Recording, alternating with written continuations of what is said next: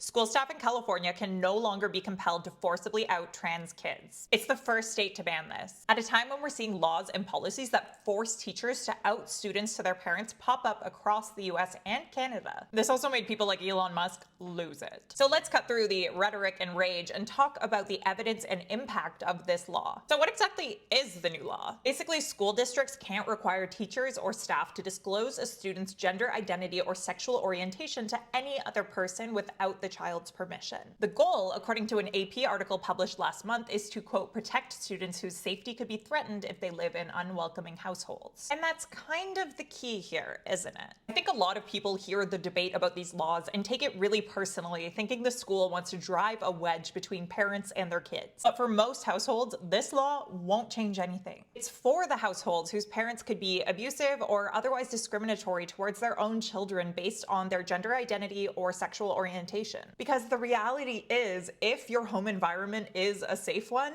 your kid will likely eventually tell you themselves when they're ready. But what these parental notification laws do is try to compel teachers or other staff to out students to their parents as soon as they learn the child wants to use a different name or pronoun. And that can have devastating effects in homes where that might not be a welcome development. According to the Trevor Project, 14% of LGBTQ youth reported that they had slept away from parents or caregivers because they were kicked out or abandoned, with 40% reporting that they were kicked out or abandoned due to their LGBTQ identity. Meanwhile, just 43% of LGBTQ youth reported to the Trevor Project that home was an LGBTQ affirming space. So for more than half of kids, school might be the only place where they can be themselves. And the Trevor Project found that having access to at least one LGBTQ affirming space reduces the odds of reporting a self-unaliving attempt by 35%.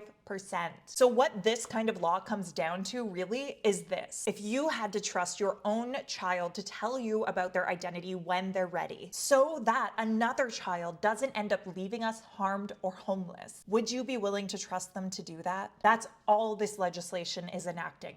It's ensuring kids aren't outed before they're ready. What do you think?